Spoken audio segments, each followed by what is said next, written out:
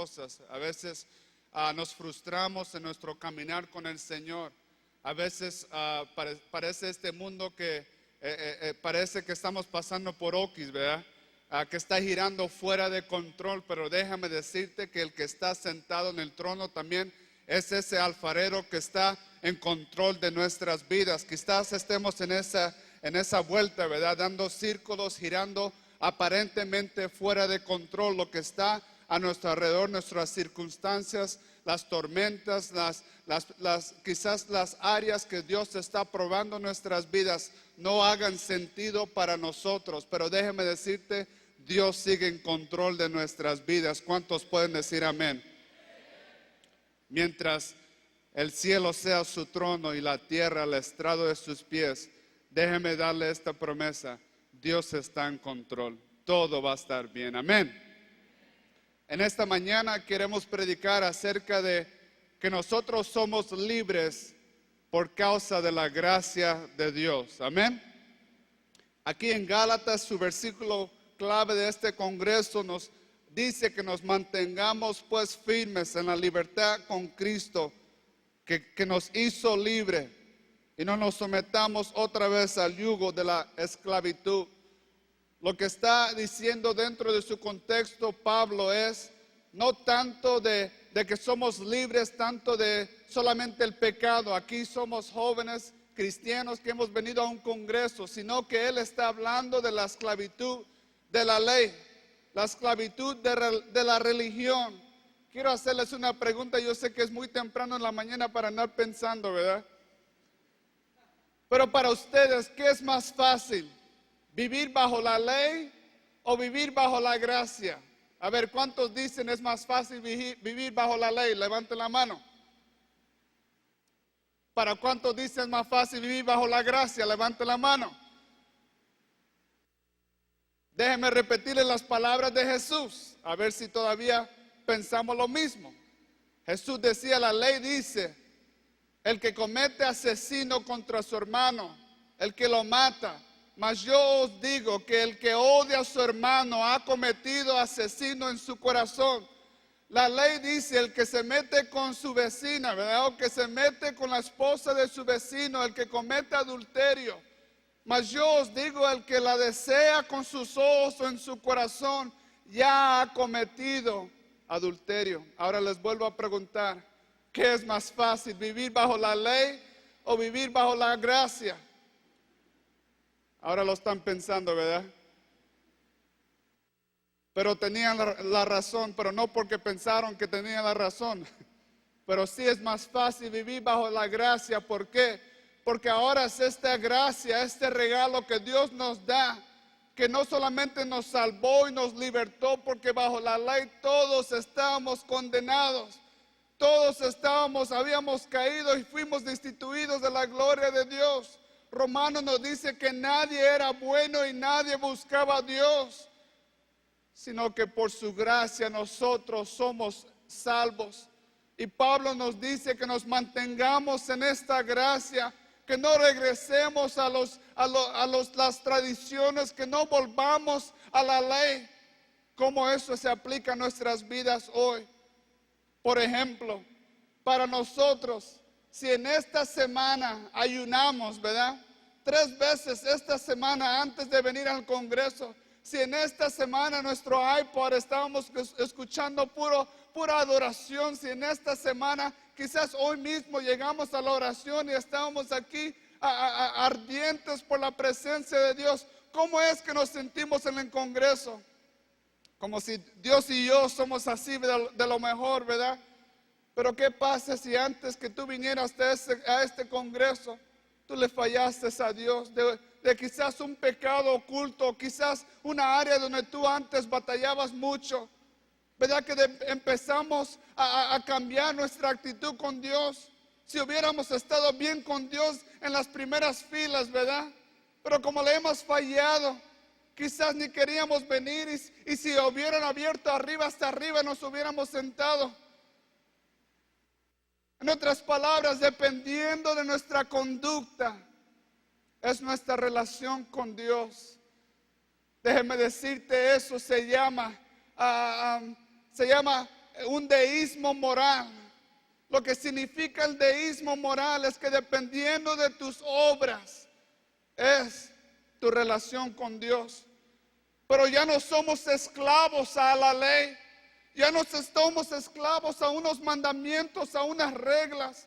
Y no depende nuestra relación con Dios, nuestras obras, sino las obras de Jesucristo. Y por eso somos libres en Jesucristo. ¿Cuántos pueden decir amén?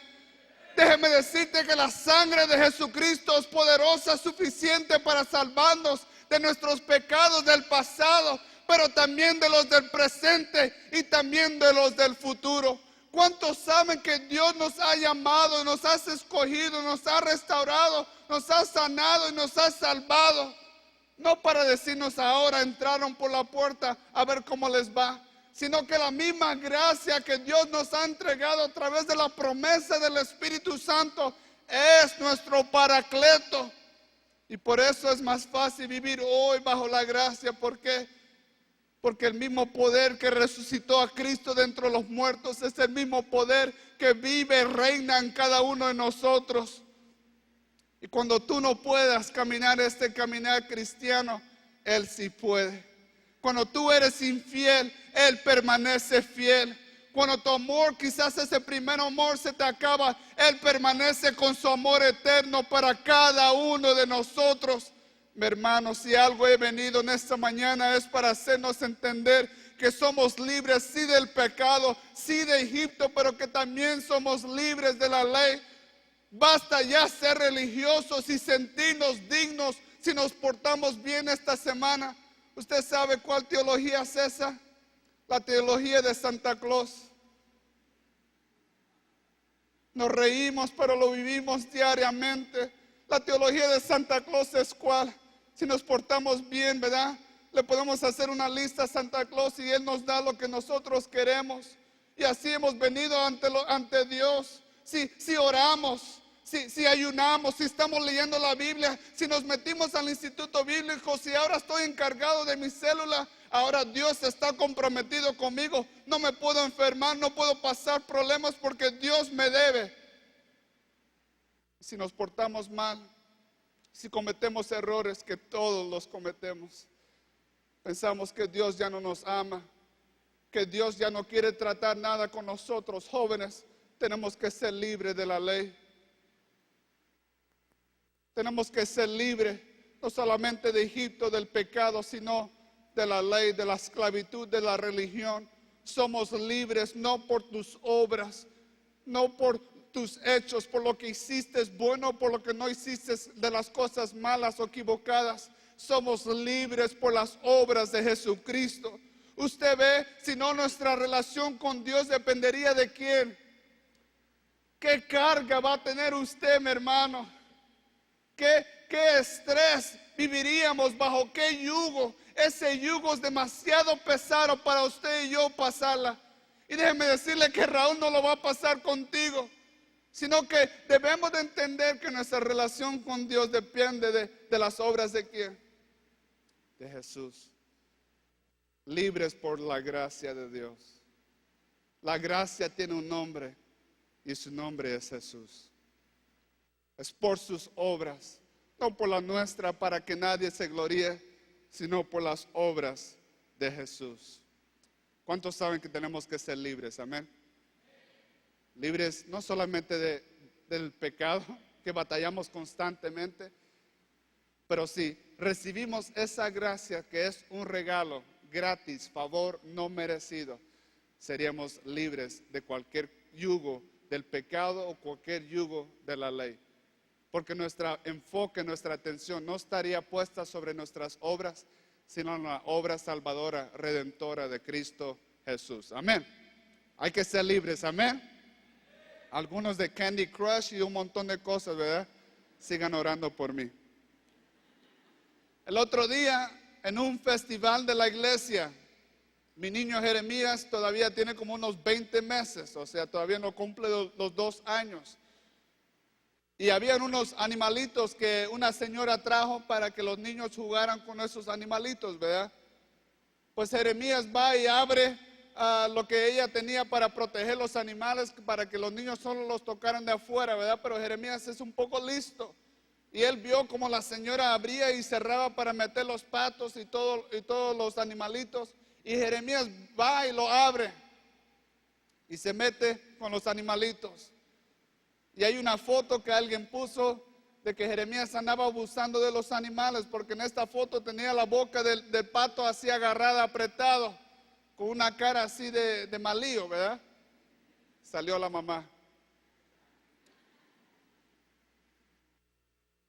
Ahora, si Jeremías se cree tratar a ese patito de la misma forma, o si él se creería tratar a un animal, digamos un oso o un león, de la misma forma que acaba de tratar ese pato, ¿qué usted cree que pasaría?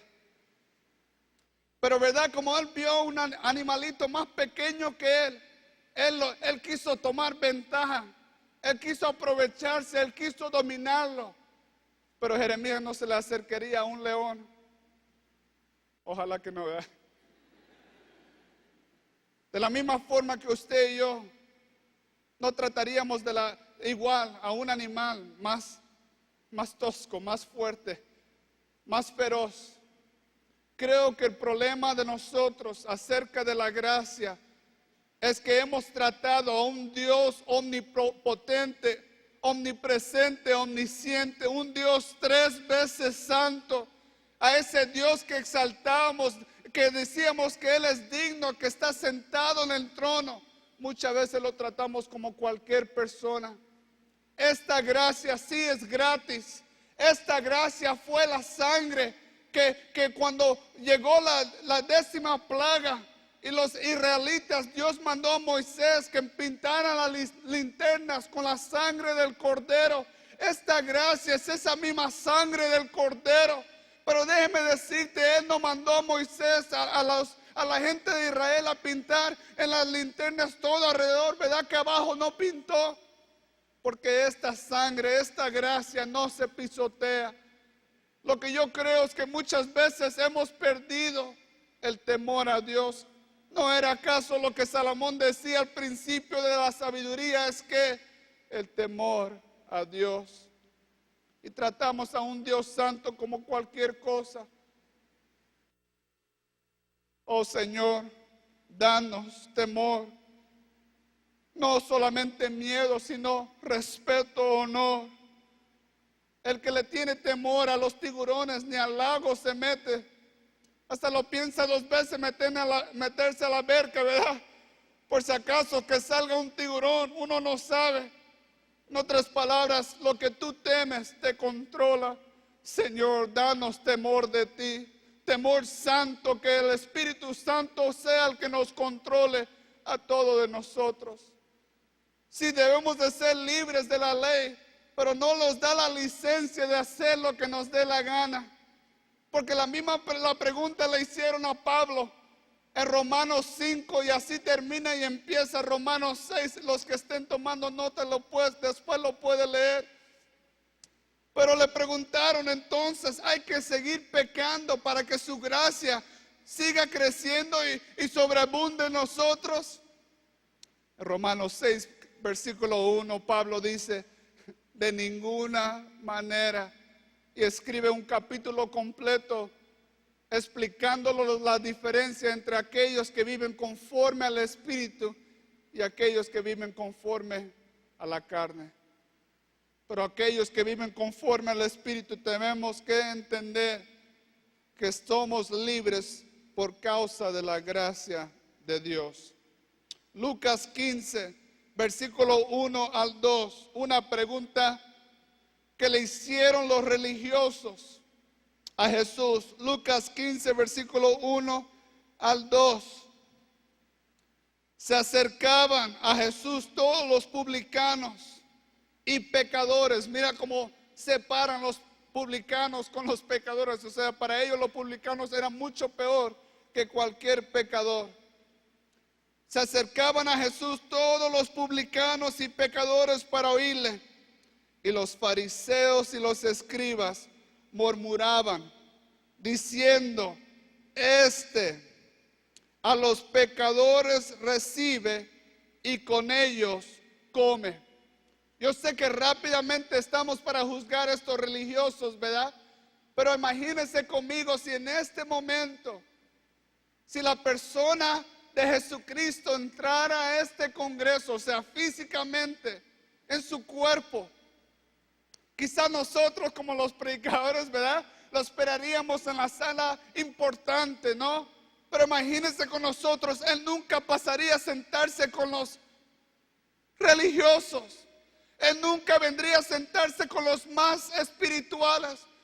No sé quién llegó primero a orar, no sé quién dirigió la oración, pero me imagino que el que llegó primero pensaría, por fin llegaste, Jesús, te reservé un asiento, pero imagínate que Jesús nos ignore a todos y se vaya con el joven que a la fuerza, en patinetes, al empujón de sus padres, a la fuerza tuvo que venir a este retiro.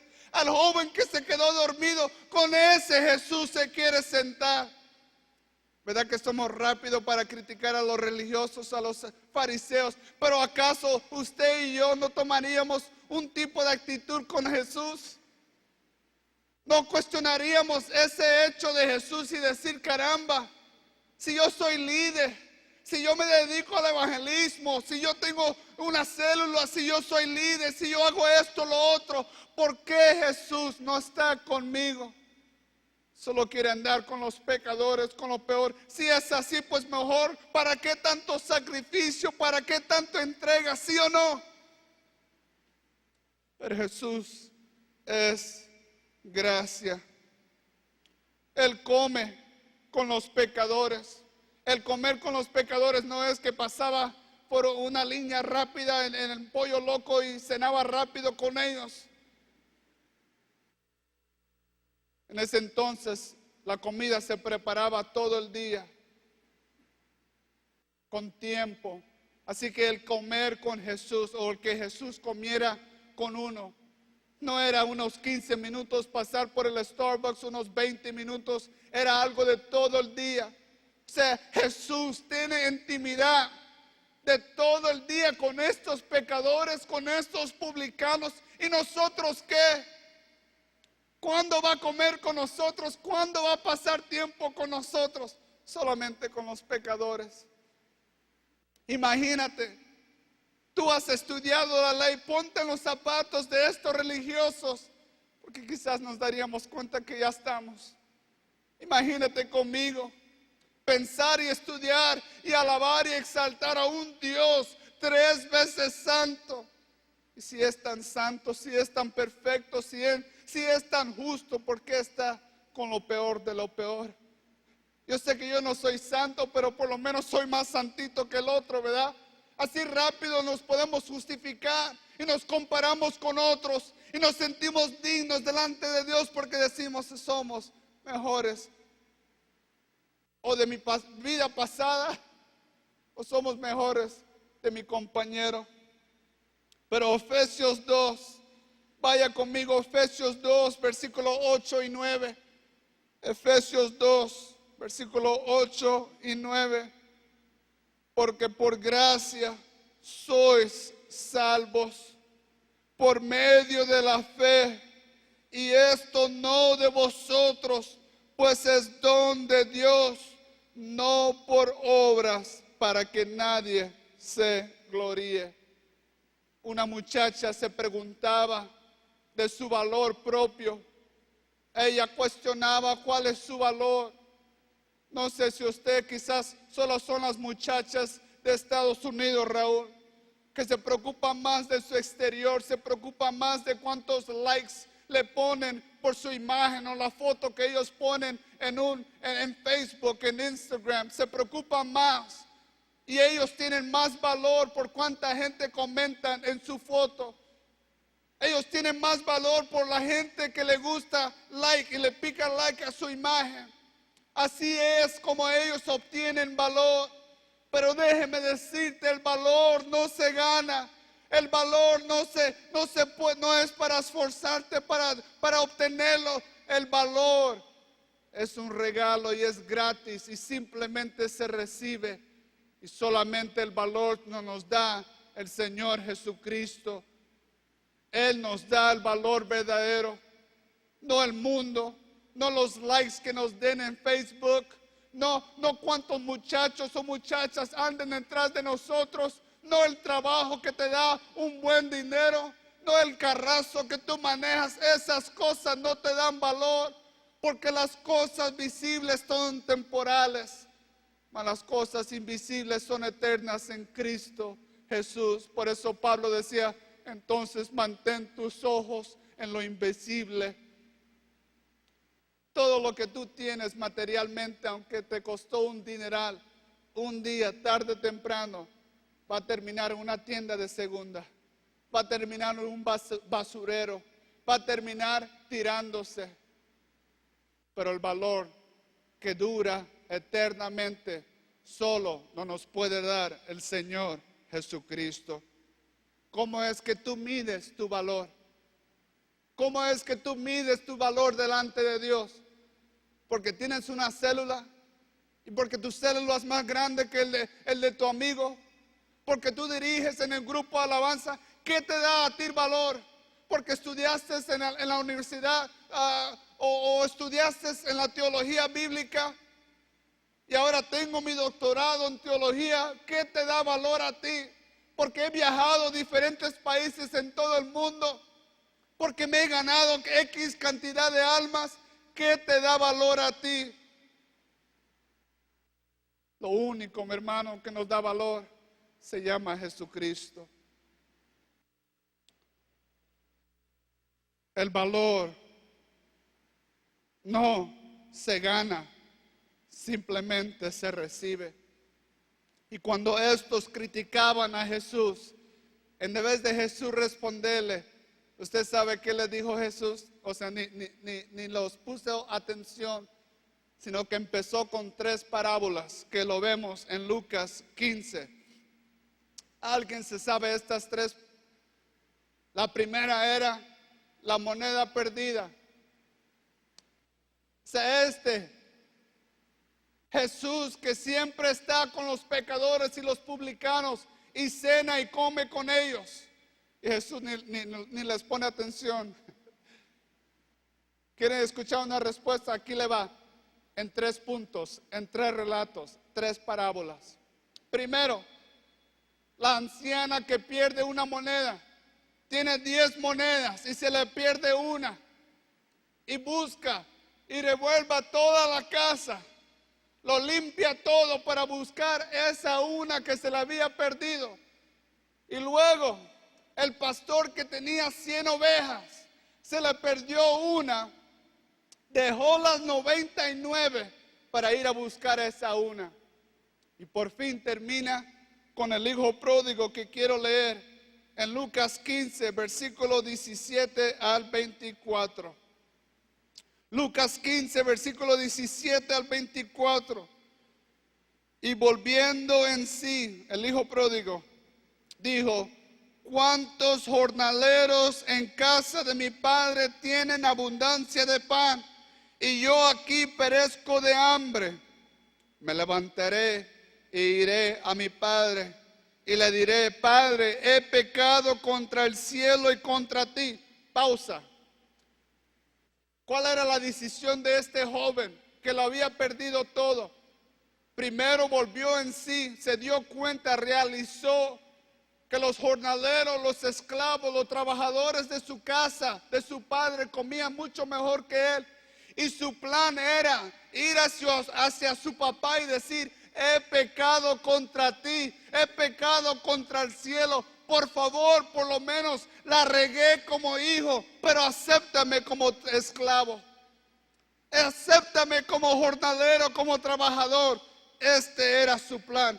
¿Cómo lo recibió su padre? Versículo 19.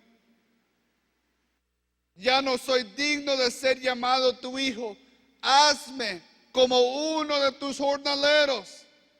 Y levantándose vino a su padre. Y cuando aún estaba lejos, nos deja saber que el padre constantemente estaba esperándolo. Porque aunque estaba lejos, lo vio su padre.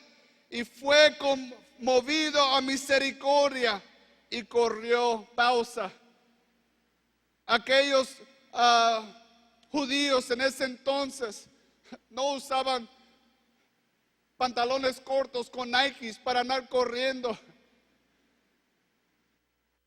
Imagínense como una mujer que tiene que levantar su vestido para andar corriendo.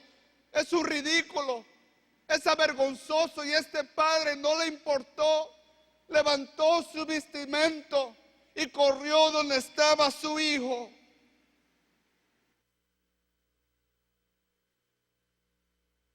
Pero el padre dijo y cuando estaba lejos y lo vio su padre, fue movido a misericordia y corrió y se echó sobre su cuello y lo besó. Y aquí va la justificación o la explicación del hijo. Y dijo el hijo, versículo 21, Padre, he pecado contra el cielo y contra ti. Aquí va con su plan, ¿verdad? Contra el cielo y contra ti, y ya no soy digno de ser llamado tu hijo. ¿Qué respuesta le da el padre? Versículo 22. Lo ignoró completamente, pero el padre no respondió. Pero el padre le dijo a sus siervos sacar el mejor vestido y vestirle, y poner un anillo en su mano y calzado en sus pies, y traer el becerro gordo y matarlo, y comamos y hagamos fiesta, porque mi hijo muerto era y ha revivido, se había perdido y es hallado. Y comenzaron a regocijarse.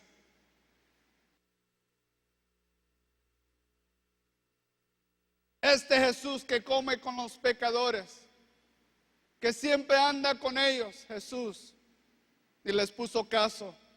Me imagino que volteó a la multitud y empezó a decir estos tres relatos, estas tres parábolas. Y para los fariseos, déjenme recordarles, al final de ese relato del hijo pródigo, el hijo mayor dice, Padre, el hijo menor, este hijo ha malgastado todo lo que tú le has dado, y así es como tú lo recibes. Y el padre le voltea al hijo mayor y le dice, hijo, tú siempre has estado conmigo y todo lo que yo tengo siempre ha sido tuyo. Tu hermano estaba muerto, pero ahora vive. Usted sabe, hace más de 10 años mi hermano andaba mal, Emerson Morales Jr. Por un año se fue de la casa, quiso hacer lo que él quería. Cuando llegó, por fin, pidiendo misericordia, igual que este hijo pródigo, cuando él llegó a la casa diciendo, Padre, perdóname, ya no quiero andar fuera, reconozco que andaba mal. Usted sabe lo que mis papás hicieron. En la iglesia ese día tuvimos una fiesta. Cocinamos hasta un lechón asado. Somos mitad puertorriqueños, así que cualquier tipo de carne, puerco, ahí estamos. Con globos lo recibimos. Y mi papá le compró un anillo y todavía lo usa hasta el día de hoy, con un diamante azul, un diamante especial. Y lo recibió en el púlpito, le puso el anillo. Usted sabe qué dijo uno de los líderes en ese momento más grande de la iglesia, que era uno de los predicadores. Dijo, ¿qué va? Mi papá, si ese hubiera sido yo, ¿qué va? Lo hubiera recibido con fiesta, con anillo, lo hubiera recibido con un montón de latigazos. Ese ya no está con nosotros, se nos fue. Pero sí tiene razón. Así se le debe de recibir a alguien que ha malgastado, que se ha comportado de esa manera. Pero qué bueno que Dios no nos recibe como nosotros nos merecemos, sino que Él nos da solamente la vida que Jesucristo lo mereció, que es la vida eterna, y a través de esa gracia usted y yo somos libres. ¿Usted entiende la obra de Jesucristo en la cruz del Calvario? Jesús tomó lo que a ti y a mí nos correspondía. ¿Entienden eso? Lo que a ti y a mí nos tocaba, porque por causa del pecado, por causa de nuestras vidas pecaminosas, un predicador dice, el problema no es que a veces pecamos, el problema es que muchas veces no hacemos ninguna otra cosa más pecar. Jesucristo no vino para derribar y para eliminar el pecado alrededor de nuestra vida. Él vino para perdonar el pecado dentro de nuestra vida, nuestro corazón. Y en Romanos dice, mas la dádiva del pecado es que muerte. Eso es lo que nos merecemos. Pero gloria a Dios que no termina ese versículo así, ¿verdad? Sino que dice, mas la dádiva de Dios es que vida eterna en Cristo Jesús. Ven, hermano, vean conmigo que gracia tiene un nombre y su nombre es Jesús.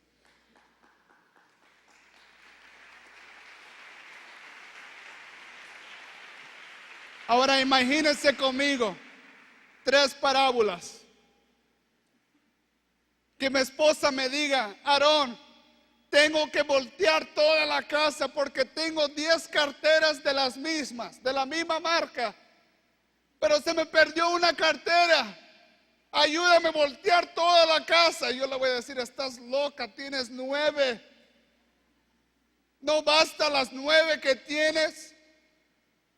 ¿Qué valor tiene esa una que perdiste? Quédate feliz con las 9. No, Aarón, tengo que buscar esa una. Imagínate que mi esposa luego me diga, Aarón, todos los países que hemos viajado, todos los lugares que hemos volado, tenemos que regresar a buscar. ¿Por qué, amor? ¿Qué pasó? Porque te recuerdas los pares de zapatos que tengo el mismo, tengo 100 pares. Sí, amor, los 100. Se me perdió un par. Vamos a California, vamos a Perú, vamos a Centroamérica, vamos a Cuba, a Puerto Rico, a Australia. Se me perdió. Qué loca, ¿verdad? Le voy a decir, amor, tienes 99, cálmate. Si quieres te compro uno para que estés feliz, ¿verdad? No, Aarón, no entiendes. Tengo que encontrar esa. Quizás, lógicamente, ese bolsa, esa cartera o ese par de zapatos que se le perdió, aunque tiene 99, para nosotros no tiene valor, ¿sí o no? Pero para Jesús, aunque sea uno, tiene mucho valor. Por eso nuestro valor propio, lo que nosotros nos haga sentir digno, nada de este mundo no nos puede dar, solo Jesucristo no nos puede dar.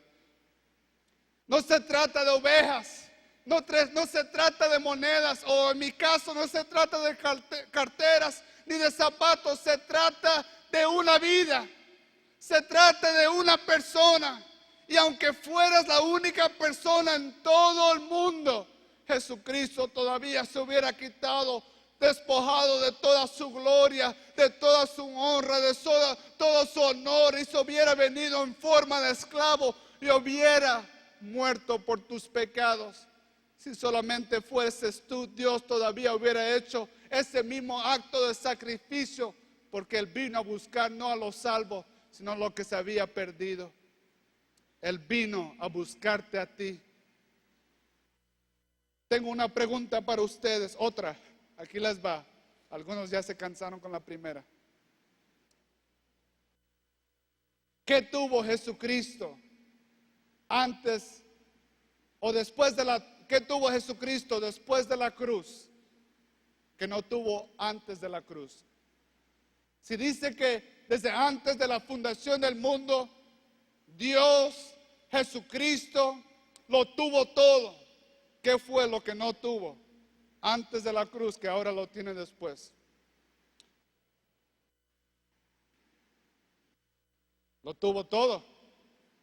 Bueno, lo que no tuvo antes que ahora lo tiene después, somos nosotros los redimidos.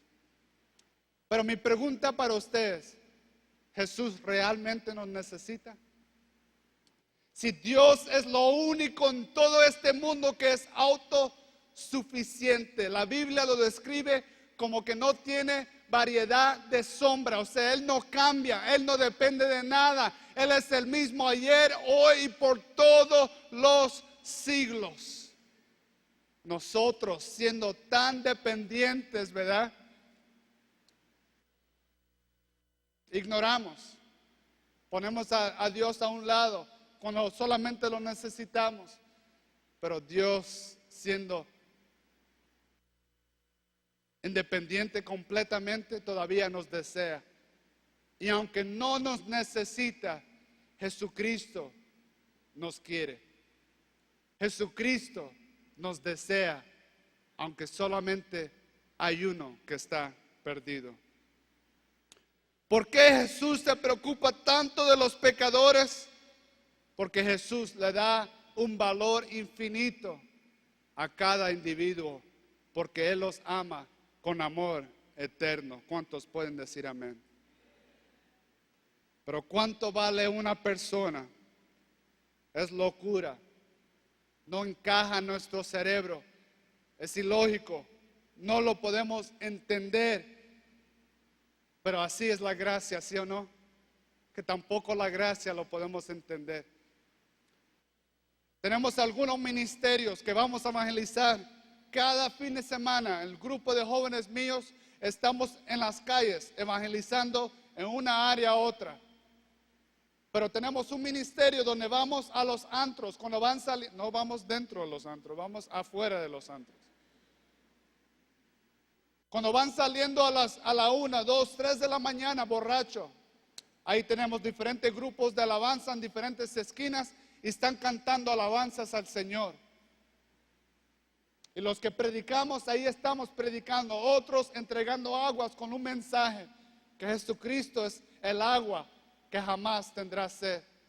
Y ahí estamos evangelizando. Y una vez alcancé a ver un amigo con antes festejaba con él. Ahora él es promotor de antros. Él es el más grande promotor de la área de los hispanos. Y cuando lo vi en la puerta, pues dije, ahorita vengo, jóvenes. Lo fui a saludar. Imagínate, él ya estaba borracho a las 2, 3 de la mañana y empezó a decirle a su novia, no, este es mi amigo Aarón, lo conozco hace años. Yo sé que ahora él ha cambiado, pero y le decía a su novia, pero este era tremendo. Este hacía esto, lo otro, cuando andábamos juntos, festejábamos y hacíamos esto, lo otro. Después me despedí de él y seguí en mi trabajo. Lo dejé en su trabajo y yo seguí en mi trabajo predicando. Pero cuando iba a juntarme con mis jóvenes, empecé a pensar, no, pues este dijo un montón de cosas que hacía, ¿verdad? Pero le faltó esto, le faltó lo otro. Yo todavía era mucho peor de lo que él acaba de describir de Aarón Morales. De repente yo empiezo a ver a mi lado los borrachos, los drogadictos, la gente que salía de los antros. Y empecé a preguntarle a Dios, ¿qué había diferente en mí de los demás? ¿Qué había diferente en mí? ¿Qué valor vistes en mí para salvarme a mí y no a los demás? ¿Por qué yo no sigo como ellos? ¿Por qué ahora yo soy diferente? ¿Qué pasó? Y Dios me hizo entender que no había nada en absoluto de valor en mi vida. No había nada atractivo en mi vida. No había nada perfecto, no había nada digno. Mas sin embargo, Él es el perfecto. Él es el digno. Él es el fiel. Y porque Él quiso, Él me salvó. Muchas veces la gente pregunta cómo un Dios tan amoroso nos ha tocado en las calles. No, yo no creo en ese Dios. ¿Y por qué? Porque si Dios es si es amor, ¿por qué hay un infierno? Y va a mandar gente al infierno.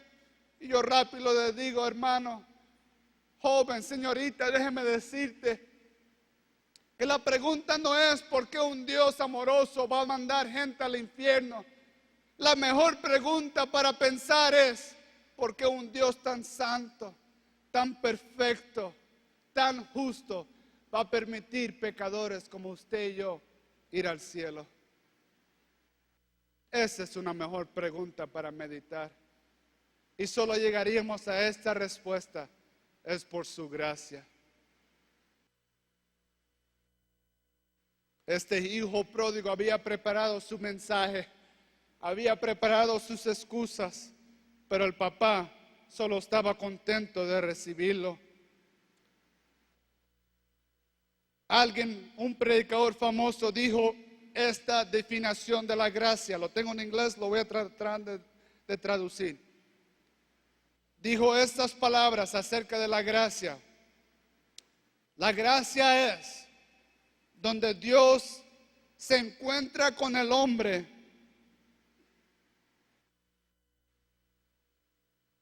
en el punto más necesitado del hombre. Donde Dios, la gracia es donde Dios se encuentra con el hombre en su punto más necesitado, a través de la persona de Jesús.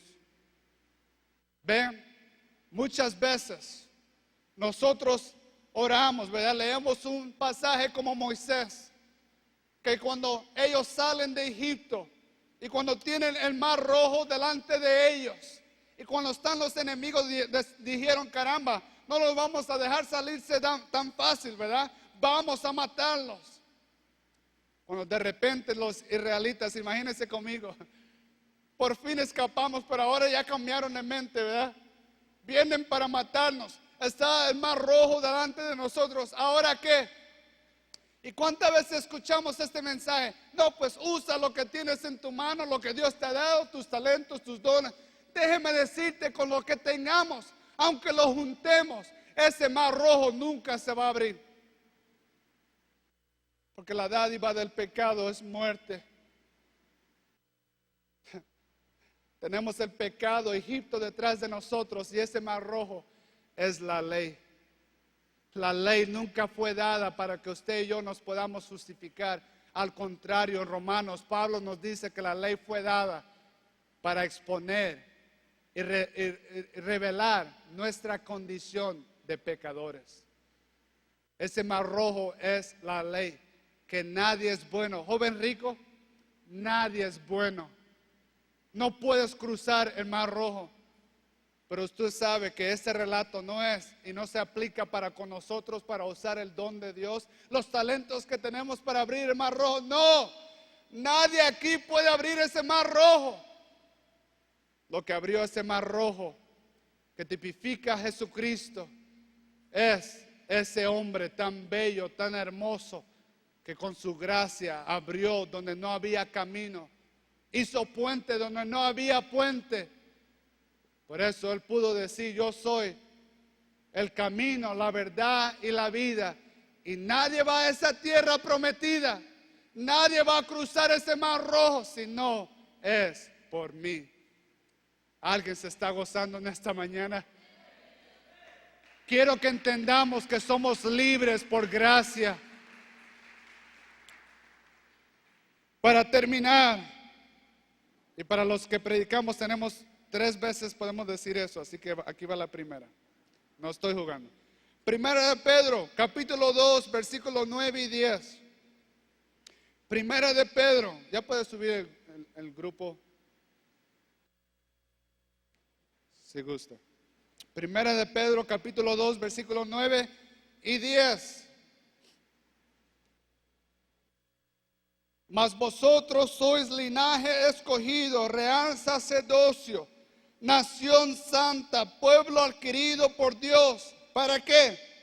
Para que anunciéis las virtudes de aquel que os llamó de las tinieblas a su luz admirable. Vosotros que en otro tiempo no eras pueblo, pero que ahora sois pueblo de Dios, que en otro tiempo no habías alcanzado misericordia, pero ahora habéis alcanzado misericordia. Quizás muchos como nosotros, como el hijo pródigo, ya no era pueblo o ya no era hijo. ¿Usted sabe por qué era necesario entregarle las sandalias, los calzados? porque solamente los esclavos andaban descalzos. Y aunque él quería regresar como esclavo, el padre le dice: no, aunque no eras mi hijo, aunque quizás lo fallaste, perdiste los derechos de ser mi hijo, ahora yo te entrego los calzados y sigues siendo mi hijo. Este versículo en Primera de Pedro nos deja entender que antes no éramos pueblo, pero ahora sí somos pueblo. Antes, por la ley, no merecíamos la gracia, al contrario, merecíamos el castigo del pecado, que es la muerte. Pero ahora recibimos misericordia. ¿Cuántos dicen amén? Unos pensarían que ahora, después de los discípulos escuchar esto, de lo que Jesús ve el valor en cada persona, ahora los discípulos entienden, ¿verdad? Pero en Marcos 10 no tienen que ir ahí, porque no tengo un versículo exacto. Después ustedes lo pueden leer. En Marcos 10, aquí leemos y usamos este pasaje cuando presentamos a los niños. Pero aquí vemos que los niños querían correr a Jesús. Y los discípulos: no, espérate, no. Imagínate, aún los discípulos no entendían que el valor no se gana porque eres un teólogo, no se gana porque eres un fariseo, un saduceo, no se gana porque eres súper espiritual. Ellos no querían que los niños se acercaran a Jesús. ¿Por qué? Porque Jesús era el Mesías, era el más importante, y no cualquiera se podía acercar a él, al maestro.